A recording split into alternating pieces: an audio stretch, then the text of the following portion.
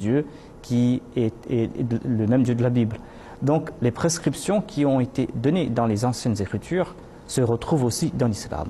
Et dans le cas de l'islam, nous constatons dans le cas du port du voile, eh bien c'est vrai que le voile était porté par les femmes qui étaient païennes à l'époque de l'Arabie, mais le voile était aussi porté par bon nombre de personnes dans bon nombre de nations qui se trouvent dans le bassin méditerranéen.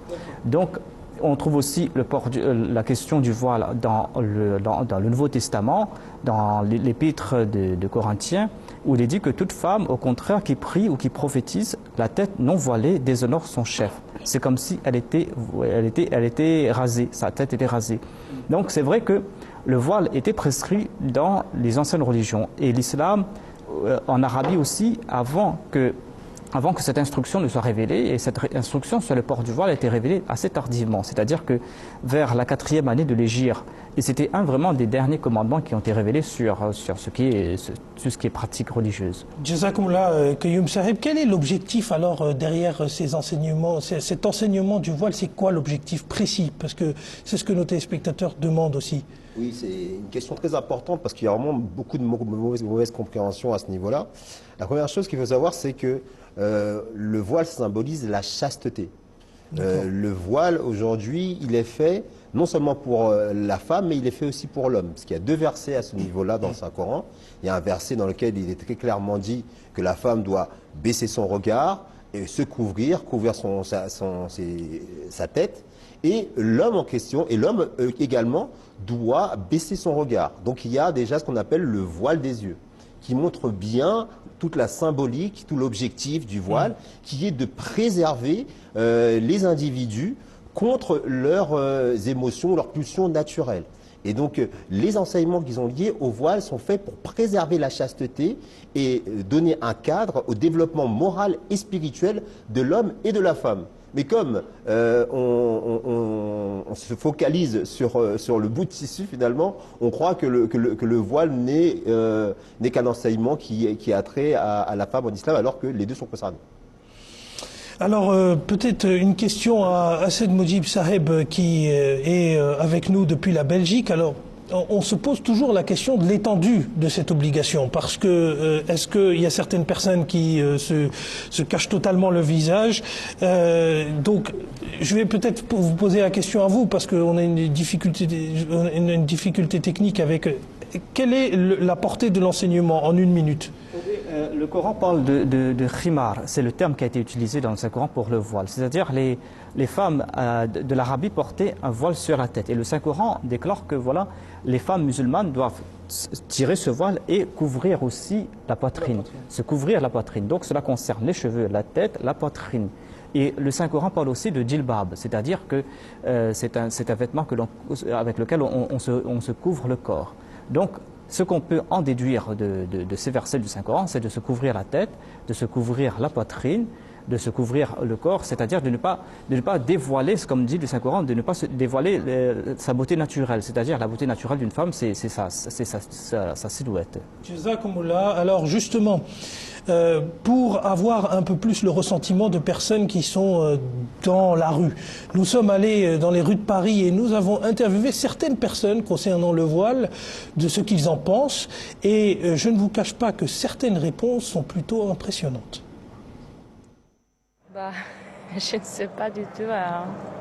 Tu me penses mal, mais c'est sa religion, c'est tout.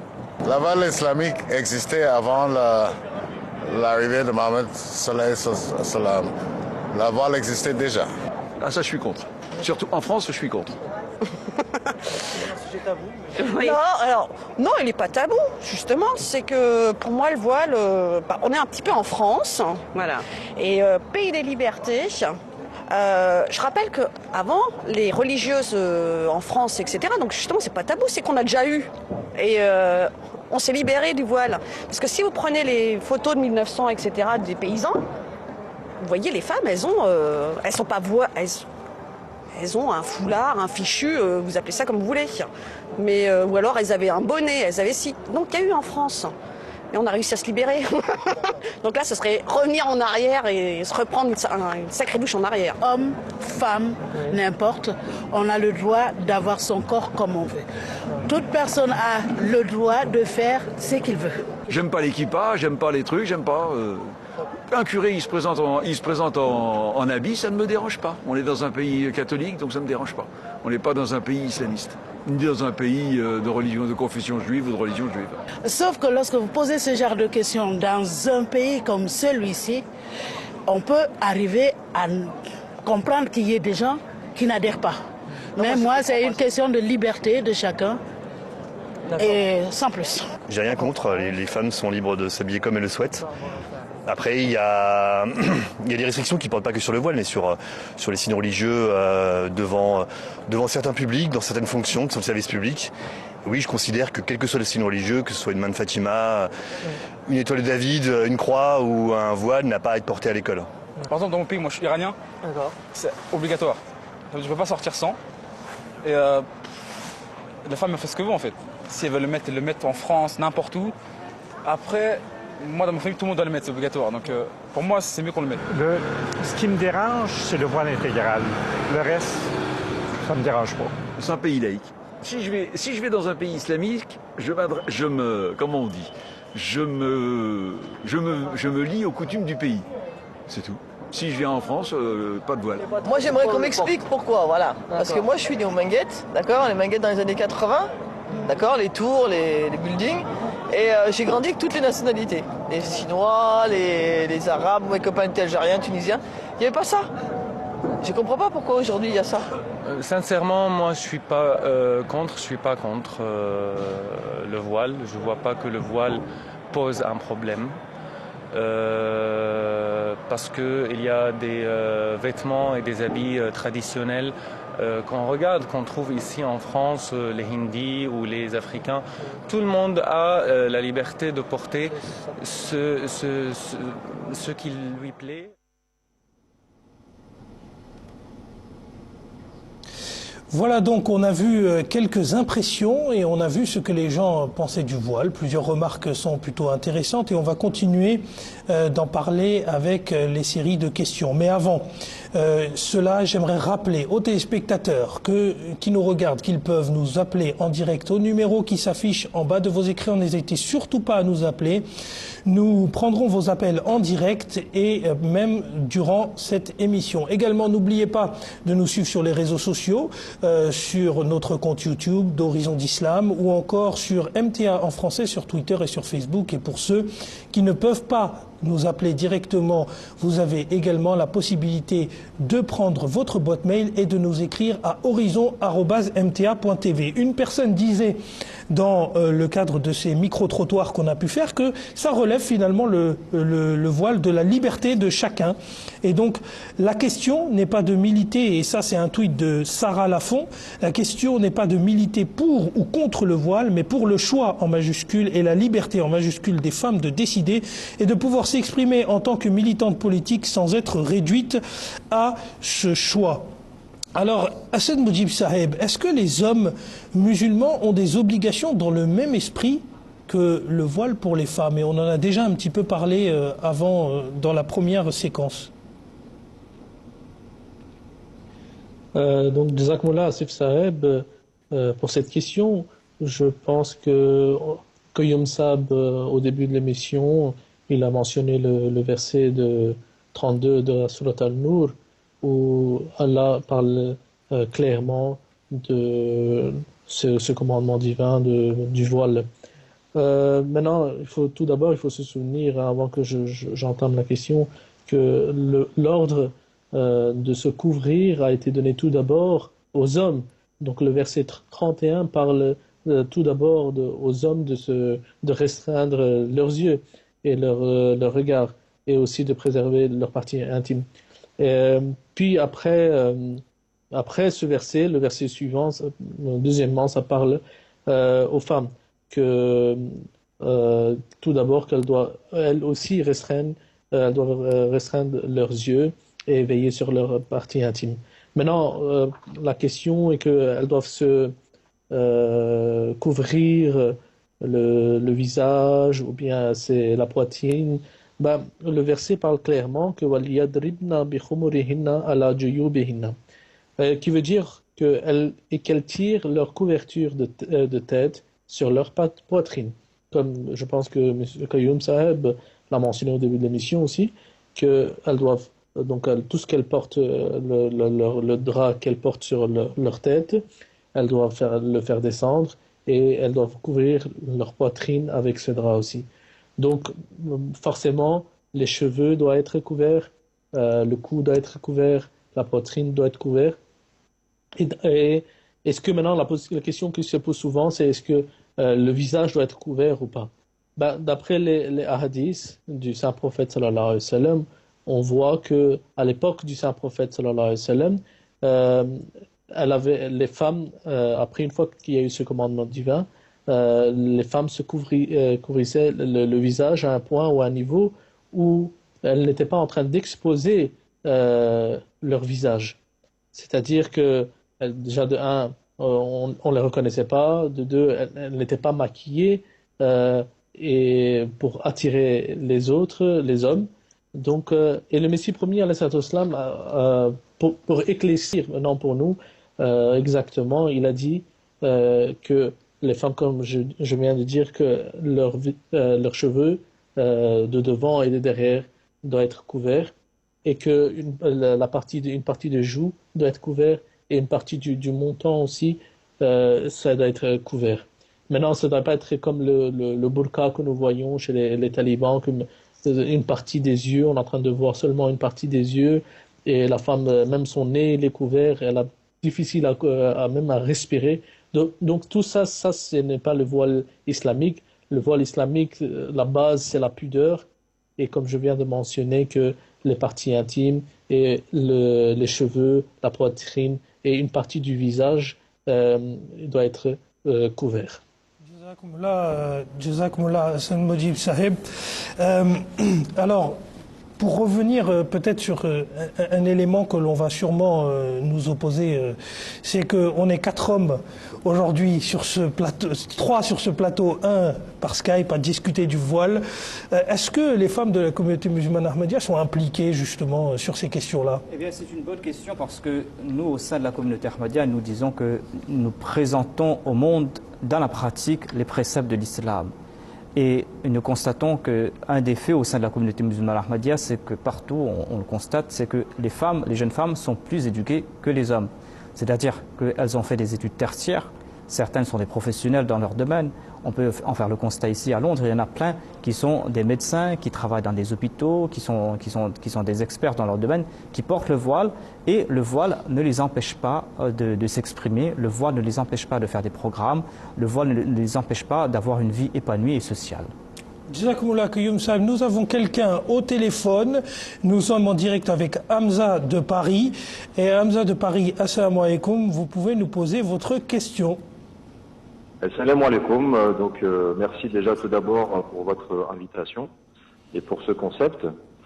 J'aurais donc en réalité 2 questions à vous poser, Inch'Allah, en commençant par la première.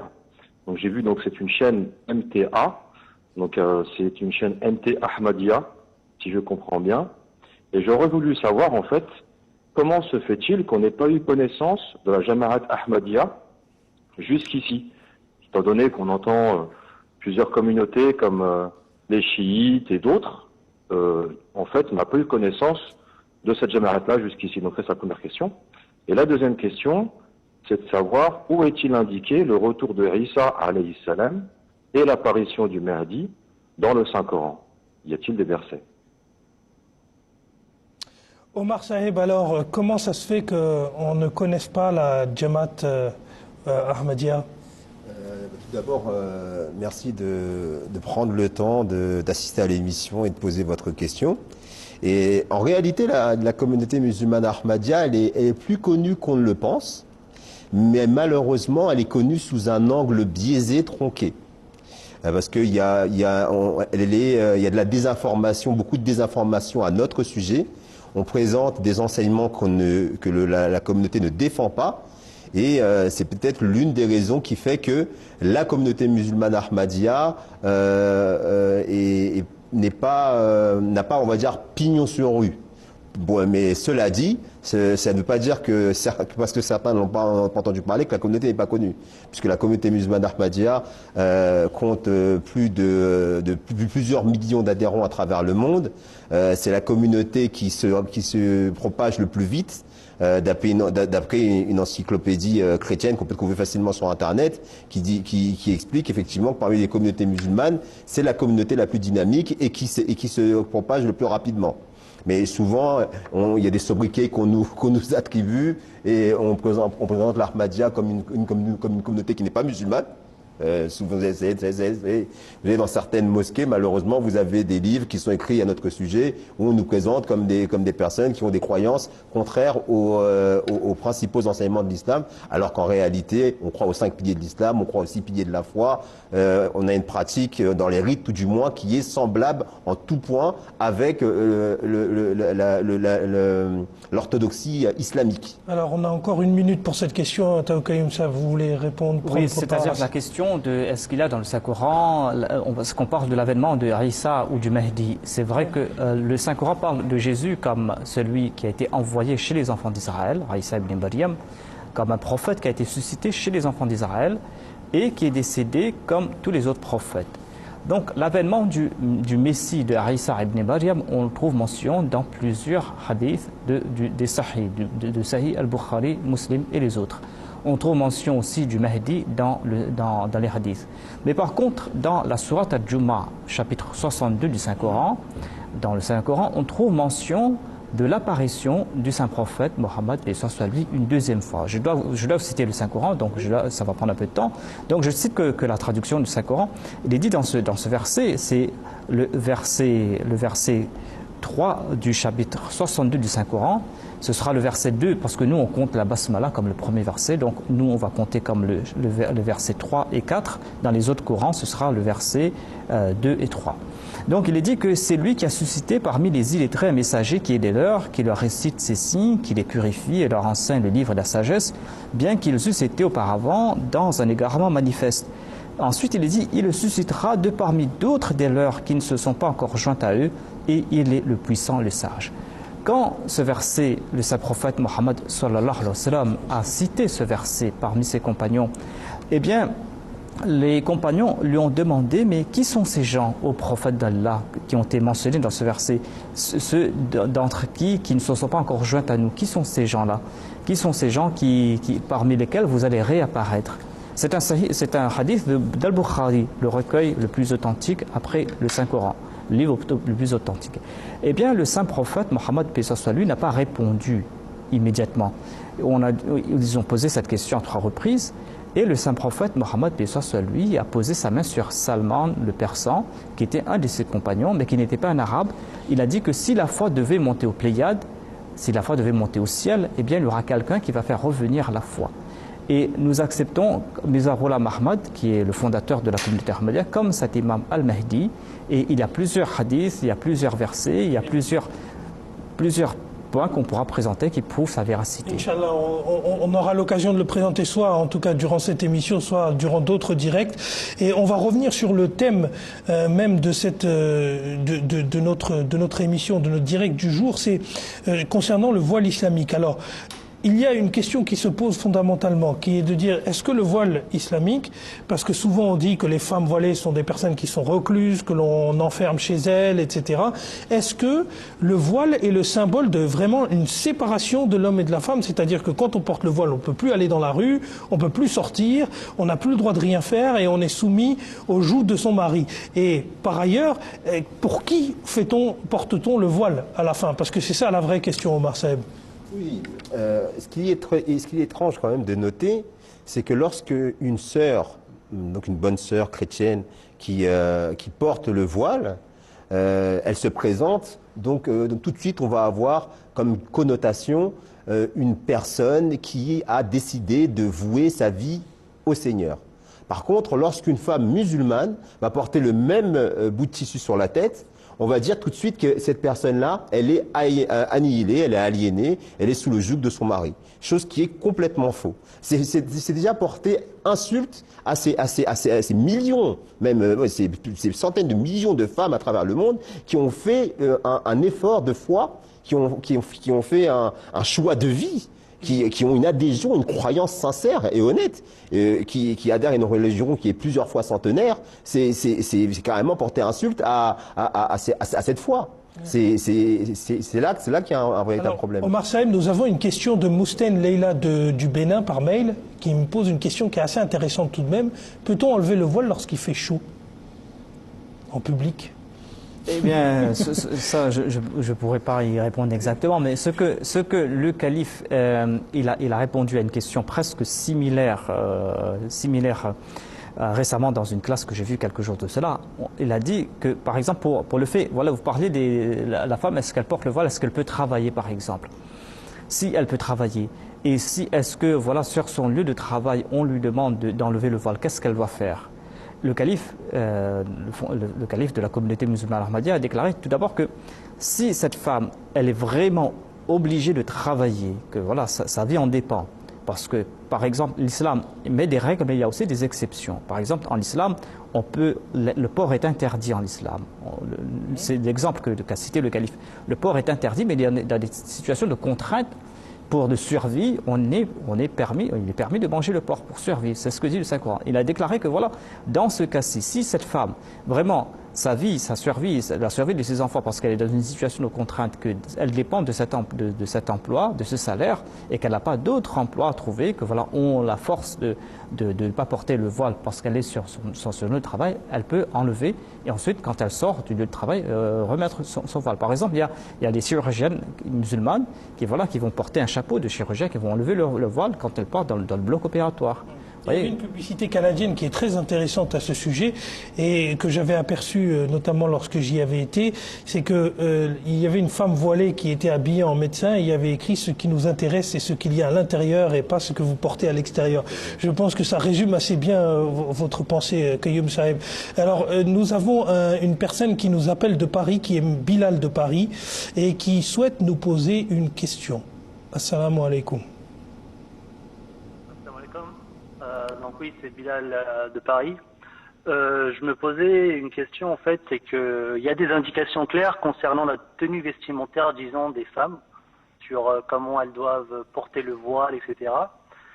Et la question que je me posais, c'est est-ce qu'il y a aussi des indications, disons claires, quant à la tenue vestimentaire pour les hommes? Est-ce qu'il y a une façon que les hommes doivent eux aussi se vêtir et porter un sort de voile en fait? Voilà. Merci Bilal Saeb pour cette question. Alors nous, par exemple, nous trois portons un chapeau. Est-ce que ça pourrait être une des conditions vestimentaires qui sont liées à l'islam, en fait, tout ce qui a trait à la tenue vestimentaire, ça doit être compris dans le cadre du projet islamique qui, encore une fois, on l'a dit, est la chasteté. Parce que la chasteté, c'est une des conditions sine qua non pour pouvoir évoluer dans sa foi, pour pouvoir évoluer dans sa moralité. Alors pourquoi la femme, elle a il y a, on va dire, un code vestimentaire particulier? Parce que naturellement, c'est une attraction de l'homme vis-à-vis de la femme. Donc c'est pour protéger son honneur, pour protéger sa dignité et marquer justement le fait qu'elle est une femme digne, honorable et qui ne veut pas être embêtée par qui que ce soit, comme c'est malheureusement le cas dans la vie de tous les jours, qu'il y a cette particularité par rapport à la femme. Ensuite, par rapport à l'homme, ce qui lui est demandé d'abord, et comme l'avait dit Qayoum Saeb en introduction, c'est que l'homme baisse le regard, il fasse preuve de modestie. Et en même temps aussi qu'il s'habille de manière décente. Les hadiths nous indiquent que l'homme doit porter des habits qui dépassent les genoux, qui doit faire sa prière avec des habits, j'aurais dire, décents, et pas venir avec un t-shirt pour faire sa prière notamment. C'est tout attrait à la sobriété, la simplicité. C'est ce qu'enseigne l'islam et c'est ce que le comportement que le Prophète nous a démontré tout au long de sa vie. Jazakumullah Omar Saeb. Alors faisons une petite pause au niveau des questions et repartons voir maintenant la deuxième partie des différentes impressions que les personnes nous livrent lorsque nous les avons interviewées dans la rue. Regardons cela. Je pense que on n'a pas à juger les gens qui mettent le voile. Et puis beaucoup de gens pensent que le voile c'est la soumission à l'homme, mais pas du tout. Les femmes font leur choix. Et qu'on ait le voile ou pas, je pense qu'il faut respecter ça, c'est chacun ses croyances. Et je vois pas en quoi ça gênerait les gens qu'il y ait quelqu'un qui a un voile, qui ne veuille pas se montrer. Voilà. Alors moi, pour le voile, je respecte totalement celles qui le portent. Moi, je suis musulmane, mais je le porte pas parce que c'est une habitude, c'est un mode de vie aussi. Le voile, c'est pas juste un bout de tissu qu'on met sur la tête. Mais je suis pour, je suis totalement pour. Et je soutiens les personnes qui le portent. Moi, je pense que le voile, si les femmes ont choisi de le porter, bah, pourquoi pas. Mais après, les obliger à le porter si elles veulent pas, je suis pas trop d'accord avec ça.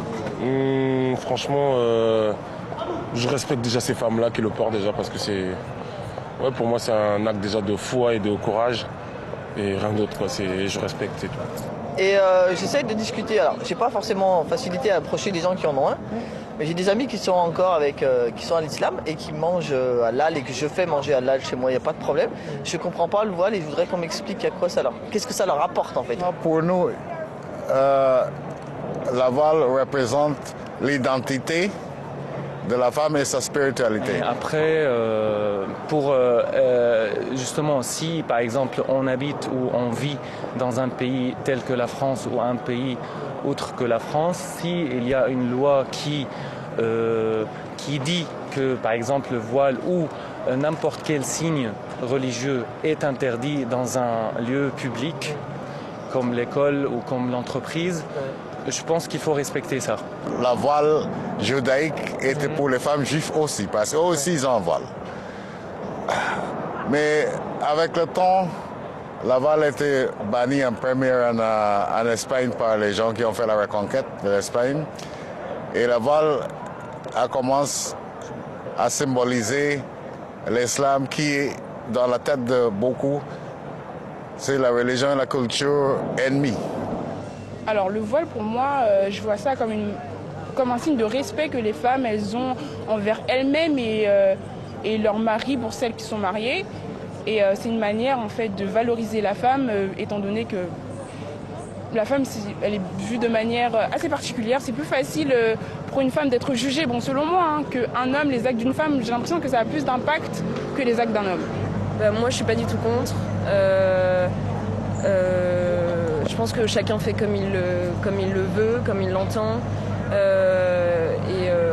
Après, il y a le féminisme qui rentre en jeu, mais par exemple, moi je suis féministe et je suis pas du tout contre le voile.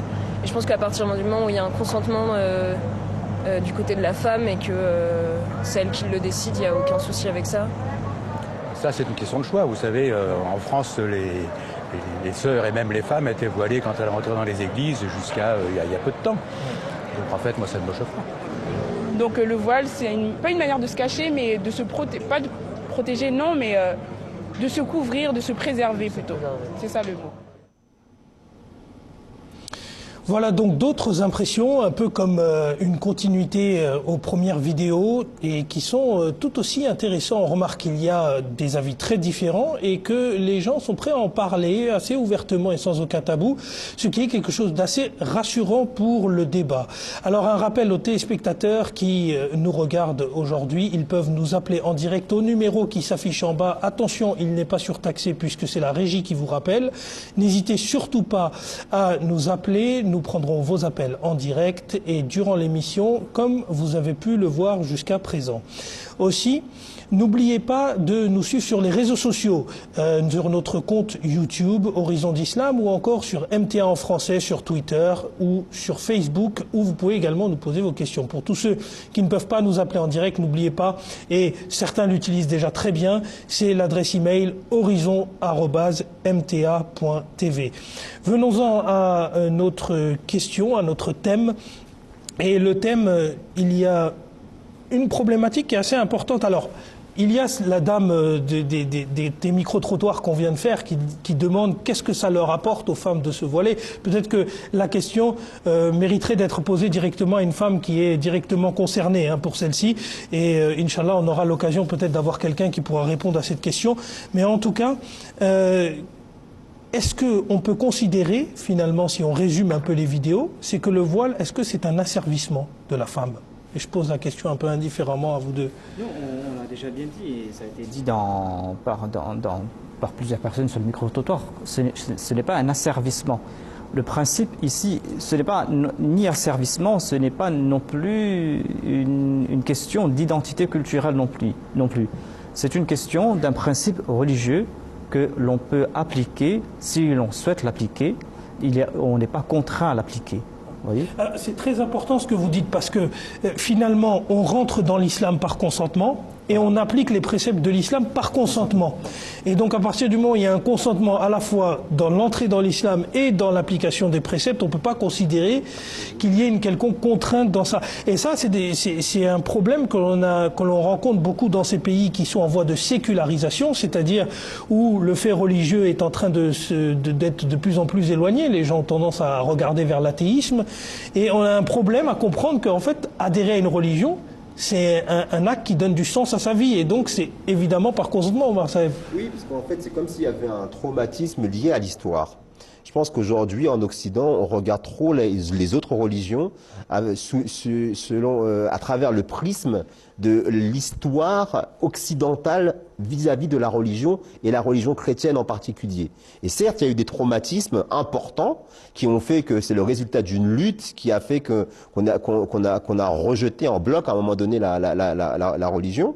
Et par rapport aux dérives qui a pu y avoir dans le christianisme notamment, eh bien aujourd'hui l'homme moderne, on va dire occidental, il est un peu plus ou moins inconsciemment traumatisé. Et il se dit, je retrouve des signes de ce qu'on a vécu par le passé. D'ailleurs, on a entendu dans les micro-trottoirs une dame qui disait que ça me rappelle en 1900, on était voilés, on s'est libéré de tout ça. Alors que il faut avoir cette ouverture d'esprit, d'essayer de comprendre sans préjugés, comprendre l'autre, voir comment il est, qu'est-ce qu'il dit, quelle est son histoire, quel est l'enseignement qui est contenu dans ces textes révélés, pour pouvoir justement se forger une réelle opinion. Et on verra à ce moment-là que ce n'est pas du tout ça. Quand on voit les réponses de la jeunesse, à Paris en tout cas, c'est assez rassurant pour la génération à venir. Il y a une personne sur Twitter qui nous demande: peut-on prier sur une... Alors là, c'est une question qui n'a rien à voir avec le thème, évidemment. Alors est-ce qu'on peut prier j'imagine qu'il dit pour une personne qui est la prière pour les défunts, d'une personne décédée, mais qui n'a pas pratiqué l'islam. C'est-à-dire prier pour une personne, en faveur d'une personne. Par exemple, prier pour ses parents. Je peux citer l'exemple des parents, parce que si on a des parents qui étaient non musulmans, eh bien, en tant qu'enfant, on peut prier pour qu'Allah les pardonne ses parents, parce que Dieu déclare dans le Saint-Coran que après moi, c'est envers vos parents que vous devez le plus grand respect. Mais si vos parents vous disent de pratiquer ce que moi je vous commande de faire, eh bien, de ne pas pratiquer ce que je vous commande de faire, c'est-à-dire par exemple de commettre des actes de polythéisme, d'associer des partenaires à Dieu, eh bien vous devez les désobéir. Mais on peut prier pour ses parents, certes. C'est à Dieu maintenant d'accepter ou de ne pas accepter. C'est à Dieu de juger. Parce qu'on a ce lien émotionnel avec ses parents. On peut quand même demander à Dieu de les pardonner, d'avoir pitié pour eux, parce que c'était quelque chose de tout à fait naturel. Alors, on va également demander l'avis de Assed Saheb sur notre thème, puisque Assed Saheb, il attend sagement en Belgique, alors on va peut-être le faire participer. Est-ce que le voile empêche d'avoir une vie sociale en s'impliquant par exemple dans la vie associative ou publique, Assed Saheb?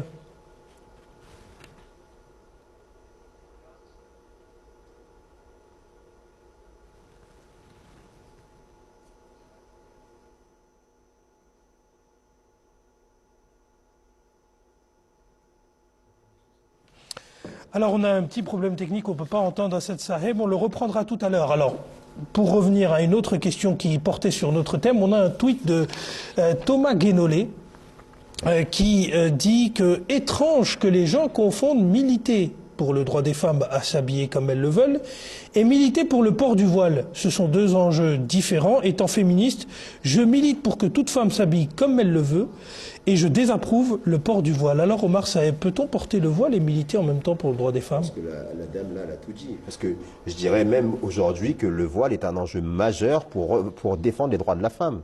c'est le droit d'une femme de dire qu'elle a envie de porter le voile et qu'elle est consentante, qu'elle n'est pas aliénée mentalement. Alors qu'aujourd'hui, l'acharnement médiatique, il est tel qu'on a l'impression que ces pauvres dames, elles n'ont pas de réflexion, qu'elles sont bêtes, elles sont idiotes et qu'elles le portent parce qu'on les a forcées à le faire. Chose qui est complètement faux, comme l'a dit Taoul Kayoum Sab d'entrée de jeu. Les femmes dans la communauté musulmane Ahmadiyya ont un niveau d'éducation souvent supérieur à celui des hommes. Vous savez, des fois, il y a des remises de prix d'excellence dans les conventions qu'on fait à l'international, que ce soit en Allemagne ou en Angleterre, devant notre sainteté le calife. Et la remise des prix d'excellence chez les femmes, elle dure 3 fois plus longtemps que la remise d'excellence chez les hommes. Alors ces personnes qui ont un niveau d'éducation aussi élevé, est-ce qu'elles sont aliénées mentalement? Non, c'est un enjeu majeur, je dirais, des féministes, indépendamment de leur religion, que de venir et de soutenir justement ces femmes qui travaillent et qui éduquent leurs enfants, qui sont exemplaires et qui justement aujourd'hui ont droit à la dignité et qu'on doit dire sur la place publique. Effectivement, ce sont des femmes qui ont un cerveau, qui ont un cœur, qui ont choisi de le faire et il est interdit aujourd'hui de les discriminer à cause de leur port du voile. Là, on va passer à la francophonie d'outre-mer puisqu'il y a Rabion qui nous appelle de Mayotte. Assalamu alaikum.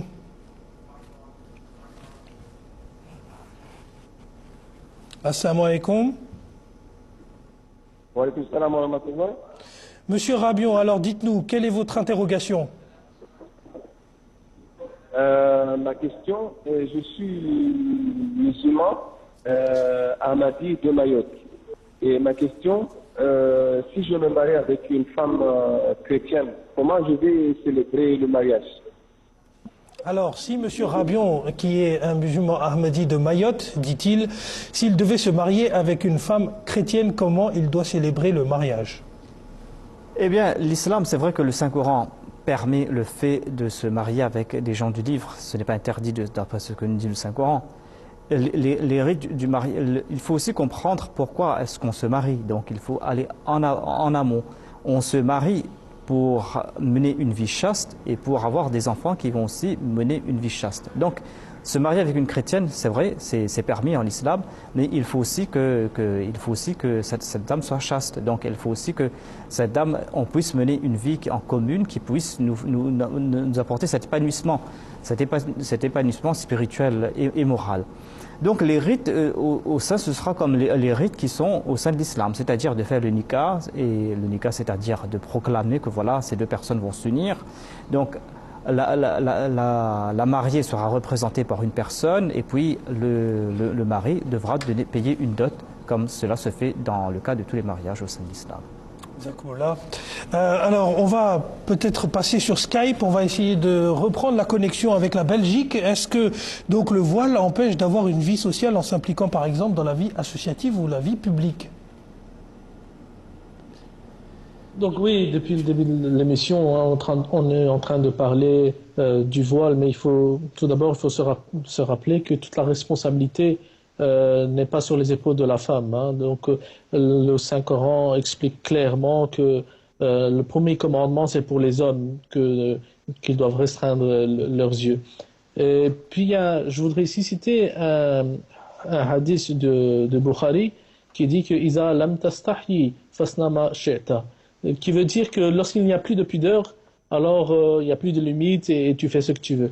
Donc, une fois que la femme et l'homme aussi, bien sûr, ils ont la pudeur dans les yeux et dans les cerveaux, ils peuvent faire tout ce qu'ils veulent, il n'y a aucune limite, il n'y a aucune barrière pour une femme ou aussi pour un homme. Si une femme, elle veut devenir médecin, elle veut devenir docteur, elle veut devenir professeur, elle peut être active dans sa vie sociale. Et on voit très bien dans la communauté musulmane Ahmadiyya que les femmes sont actives socialement, elles travaillent dans les banques, elles travaillent partout, et tout en ayant leur voile. Donc leur voile n'empêche pas d'avoir une vie qui est active socialement. C'est juste un code de vêtements pour les femmes, parce que naturellement, elles attirent l'homme, et tout l'islam, pour empêcher qu'il y a des mauvais yeux et des mauvais regards qui vont vers ces femmes-là, l'islam a mis un code pour les vêtements. Sinon, rester active au niveau de la vie sociale, elle a tout à fait le droit. Jazakumullah Asad Saheb pour cette réponse qui nous apporte pas mal d'éclaircissements. Alors on a quelqu'un au téléphone, on a Mahmoud Bounou du Bénin. Assalamu alaikum wa rahmatullahi wa barakatuh. Wa alaikum salam wa rahmatullahi wa barakatuh. Alors je vous en prie Mahmoud Bounou Saheb, posez votre question. Ok. Alors je voulais savoir quelle est la position de l'islam à propos de la politique migratoire qu'on voit ce jour-ci se passe en Europe. Des gens qui risquent leur vie, qui traversent la Méditerranée, qui perdent leur vie en cours de route, et puis d'autres qui arrivent là-bas qui sont traités d'une façon bizarre. Alors, quelle est la position de l'islam vis-à-vis de cette situation qui se trouve là-bas? Merci beaucoup. Omar Saeb, on pense que c'est une question qui serait parfaite pour vous. C'était dans France, c'est pour ça. Ouais. Allez-y, vous avez la colle. C'est une question importante. Et l'islam, effectivement, a son mot à dire là-dessus. Parce que cette question, elle est liée à un état d'injustice. C'est-à-dire qu'aujourd'hui, notre calife, dans les différents colloques auxquels il a participé, où il est intervenu, il a, je dirais, exhorter les grandes nations à prendre leurs responsabilités, à agir avec justice et à agir de manière à ce que ces flux migratoires n'aient pas lieu. Comment? En arrêtant de piller les ressources naturelles de ces pays-là et de forcer leurs habitants à rechercher un Eldorado ailleurs qui est ni positif pour le pays d'accueil, ni positif pour le pays d'où les personnes quittent, contraints et forcés après tout. C'est une situation qui peut être résorbée, qui peut être réglée à partir du moment où on s'en tient au précepte absolu de la justice. Et le calife, Abdallah Ben Nasser al-Aziz, a à plusieurs reprises, Coran à l'appui, demandé, exhorté justement les grandes nations à revenir à ce principe qui est plus que nécessaire aujourd'hui, qui pourrait régler pas mal de problèmes. Alors c'est très important ce que Omar Saeb vient de dire, parce que souvent les gens disent mais les principes que vous prenez sont très bien, mais ce sont des grands principes. Mais en revanche, quand on regarde un peu le discours du 5e calife d'Abdallah Ben Nasser, notamment devant le Capitole, celui que vous mentionnez, sur la justice absolue, ça permet réellement d'enrayer la crise migratoire. Si on peut parler de crise migratoire, parce que le Coran ne reconnaît pas la question de frontières, il reconnaît simplement le fait d'avoir créé des tribus pour qu'on se reconnaisse entre nous. Donc il y a vraiment une question très importante sur la question migratoire, et je suis très heureux que vous ayez pu la toucher. On ne peut pas en parler un peu plus en avant parce que nous avons un deuxième appel de Ibtissem de Paris. Je vous en prie, Ibtissem de Paris, posez votre question. Salam alaikum. Donc ma question c'est à partir de quel âge on doit jeûner le mois du Ramadan? Pour jeûner pour le Ramadan, c'est quand on atteint la majorité, et la majorité ça diffère pour chaque personne, donc c'est-à-dire la majorité physique. On peut encourager un enfant à commencer à jeûner donc quand elle a 7 ans, 8 ans, c'est-à-dire faire des jeûnes qui ne sont pas complets, donc pour habituer l'enfant, c'est-à-dire faire pour une demi-journée, mais pas forcer l'enfant, un enfant qui est en croissance, un enfant qui, par exemple, qui fait des études, ou un enfant qui est en salle d'examen, qui est en classe d'examen, de forcer l'enfant à jeûner tous les jours, pendant les 30 jours du Ramadan. Parce que ces temps-ci, le Ramadan est très long ici en Europe, ça dure 12 heures, même pas 12 heures, 18 heures environ. Donc, c'est-à-dire d'encourager l'enfant à faire des jeûnes pendant une demi-journée, et ensuite, pour que l'habituer, ensuite, quand un enfant atteint l'âge de la majorité, 18 ans ou même 17 ans, si elle peut le faire, de commencer à jeûner. Si en quelques secondes, Omar Saeb, aussi, vous pouviez parler à ces femmes enceintes qui décident de faire tout d'un coup le jeûne, est-ce que c'est une bonne chose?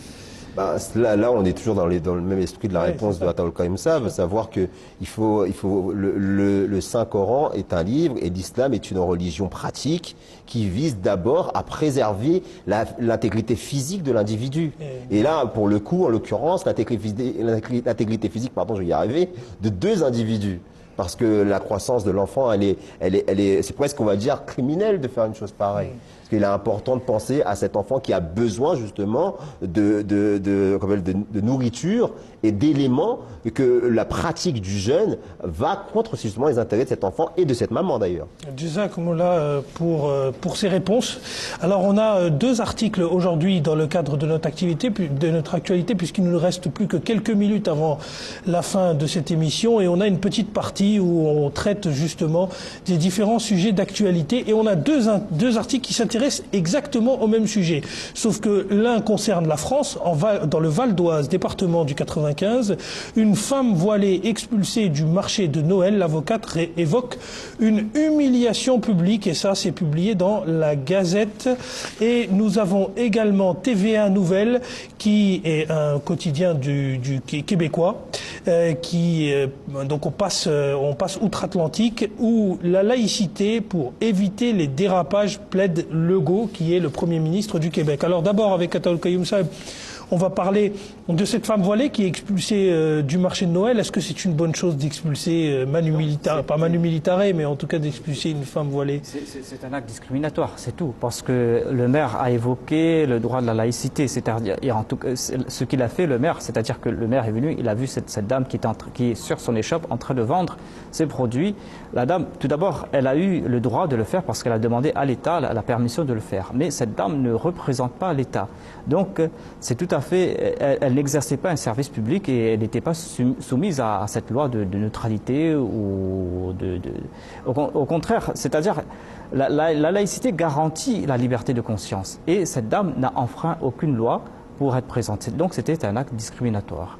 Et elle avait tout à fait le droit d'être là. Et en plus, c'est-à-dire on condamne les femmes musulmanes à ne pas sortir. Voilà une dame qui est sortie, qui portait le voile et qui est présente et qui était présente pour la Noël. La Noël qui n'est pas une fête musulmane, une fête chrétienne. Donc elle a montré son ouverture d'esprit et au lieu de l'accepter, au lieu de la louer, on est en train maintenant de l'expulser, de l'humilier, comme l'a dit son avocat. Donc c'est pas bien. Mais c'est vrai qu'il y a une frénésie particulière sur le voile en France particulièrement ces dernières années, mais cette frénésie elle a tendance à un peu partir un peu outre-Atlantique aussi, et ça on va le voir avec vous Omar Saeb, parce que Philippe Legault qui est le nouveau Premier ministre du Québec, déjà lui il n'est pas très en faveur du voile, mais en plus de ça, parce que aujourd'hui celui qui est en faveur du voile, on a l'impression que c'est champion du monde, hein. C'est tellement, c'est quasiment inexistant dans le monde francophone, sauf en Afrique où ils ont une conception du vivre ensemble qui est complètement autre, mais en tout cas dans le monde occidental, Philippe Legault qui dit, qui nomme une ministre de la condition féminine, qui dit que pour moi le voile c'est la soumission de la femme, lorsque notamment toute une religion le prône. Qu'est-ce que vous en pensez, Omar Saeb? On voit bien que c'est très subjectif et c'est très intéressant qu'elle donne son point de vue. Parce qu'en réalité, cela révèle le traumatisme, comme je l'ai expliqué tout à l'heure, le traumatisme inconscient qui existe dans la tête de nos compatriotes. Compatriotes, je veux dire, que ce soit ici en France ou bien les concitoyens du Québec. Ce traumatisme qui, moi, je pense, tire son origine de la compréhension du voile par la Bible. Parce que, comme on l'a dit, le voile n'est pas exclusivement lié à l'islam. Mais je citais justement d'où ce traumatisme peut venir. Donc j'explique, je cite, Saint Paul enseigne, car l'homme ne doit pas se couvrir la tête puisqu'il est à l'image et la gloire de Dieu, mais la femme est la gloire de l'homme. Car l'homme n'est pas de la femme, mais de l'homme. L'homme n'a pas été créé non plus pour la femme, mais la femme pour l'homme. C'est pourquoi la femme doit avoir le pouvoir sur sa tête à cause des anges. Donc là, c'est cité dans Corinthiens 11, 7 à 10. Et donc, selon saint Paul, le voile est un signe de l'autorité de l'homme sur elle. Il est donc possible, en fait, quand on lit ces paroles, que les déclarations de saint Paul aient conduit beaucoup en Occident à considérer le voile comme un symbole d'infériorité, de soumission et de dégradation. Alors qu'en islam, c'est le symbole de la modestie et ça sert comme moyen pour protéger l'intégrité même physique de la femme. Jazakumullah, Omar Saheb, Ataoul Kayoum Saheb. Alors, chers amis, notre émission arrive à sa fin et vous avez été assez nombreux et on en a été ravis à essayer de nous joindre pour certains d'entre vous. Nous n'avons pas pu prendre vos questions à l'antenne, notamment par exemple Madame Mounira de Paris qui demandait comment réagir lors d'un entretien d'embauche par rapport au voile. Et c'était une question qui était très intéressante mais qu'on ne peut pas prendre malheureusement par manque de temps. Mais nous ne manquerons pas évidemment de revenir sur ce sujet qui est un sujet majeur pour l'Occident, en tout cas, et on continuera d'en parler. Alors, vous avez, pour avoir toutes les informations sur les prochaines dates, il faut que vous restiez connectés sur notre chaîne YouTube, sur la chaîne YouTube de notre émission, parce que le rapport aux réseaux sociaux est très important. C'est sur les réseaux sociaux que nous allons communiquer l'ensemble des prochaines dates des directs. Donc merci à nos deux panélistes d'avoir pris le temps de répondre à toutes nos questions, Monsieur Ataoul Kayoum Saheb et Monsieur Omar Ahmed Saheb, mais également merci à Assed Modjib Saheb qui nous a rejoint par Skype et depuis la Belgique. En tout cas, on lui remercie de sa participation. Nous espérons que vous resterez fidèles au poste pour notre prochaine émission qui arrivera très rapidement sur la MTA internationale, Inch'Allah. D'ici à la prochaine fois, assalamu alaikum wa rahmatullahi wa barakatuhu. C'est ce qu'on appelle la burqa, et la burqa est interdite en France. Mais ça, c'est un voile intégral. Est-ce que pour vous, c'est... J'en vois aussi. Hallucinant, cette description. C'est l'assimilation, Nicolas.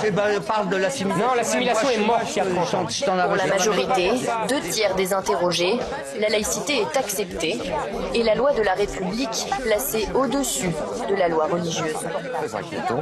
43% des Français s'inquiètent de la place grandissante de l'islam dans notre pays. Tous les musulmans ne sont pas des terroristes en puissance. Et quand je vois ces dernières semaines les unes de l'Express, Le Point, Marianne, Valeurs Actuelles, cet islam sans gêne, la peur de l'islam, les convertis d'Allah, pourquoi l'islam fait peur, on en a une toutes les semaines, le Parisien qui nous a... Horizon d'Islam, un programme qui vous est présenté par la MTA Internationale.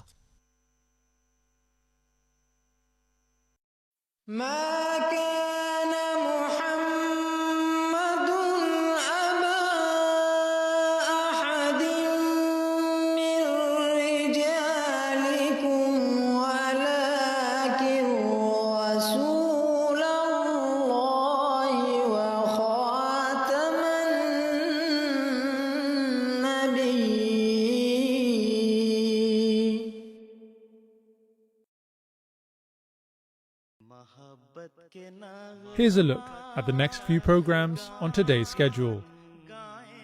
For more information, visit www.mta.tv.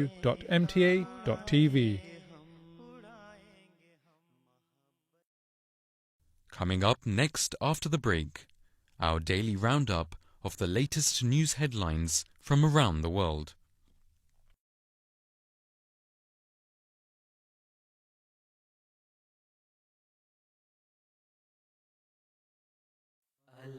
عن أبي موسى رضي الله عنه قال: قال النبي صلى الله عليه وسلم: مثل الذي يذكر ربه والذي لا يذكر مثل الحي والميت. हज़रत अबू मूसा रज़ी अल्लाह अन्हु रवायत करते हैं कि रसूल करीम सल्लल्लाहु अलैहि वसल्लम ने फरमाया, खुदा ताला की नेमतों को याद करने वाले और उनको याद ना करने वाले की मिसाल एक जिंदा और मुर्दा की सी है।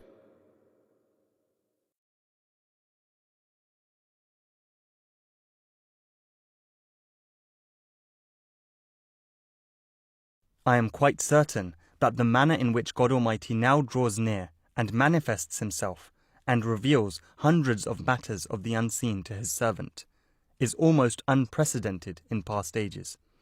In this age, people will soon witness a manifestation of the countenance of God Almighty, as if he has descended from heaven. He kept himself hidden for a very long time.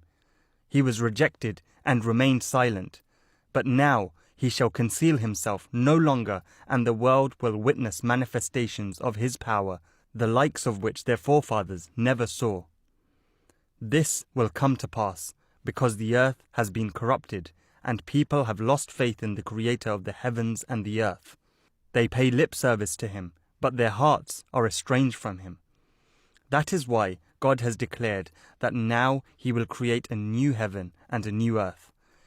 This means that the earth has perished, that is, the hearts of the people of the earth have so hardened as if they are dead. The face of God has become hidden from them, and heavenly signs of the past were all reduced to myth and legend. Thus, God has decreed to create a new heaven and a new earth. What is this new heaven? And what is this new earth?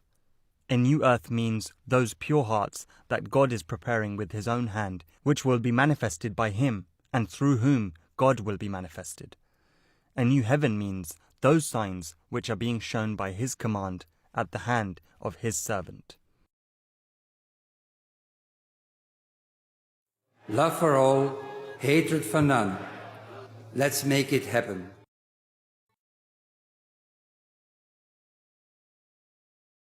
मोहब्बत के नगमात गाएंगे हम, अखुवत की ताने उड़ाएंगे हम.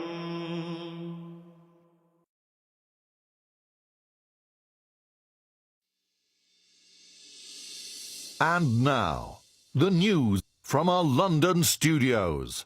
MTA International brings you the world news. Assalamu alaikum wa rahmatullah, and welcome to the MTA International World News from our studios here in London. Here are some of the headlines we're following for you today. Jalsa Salana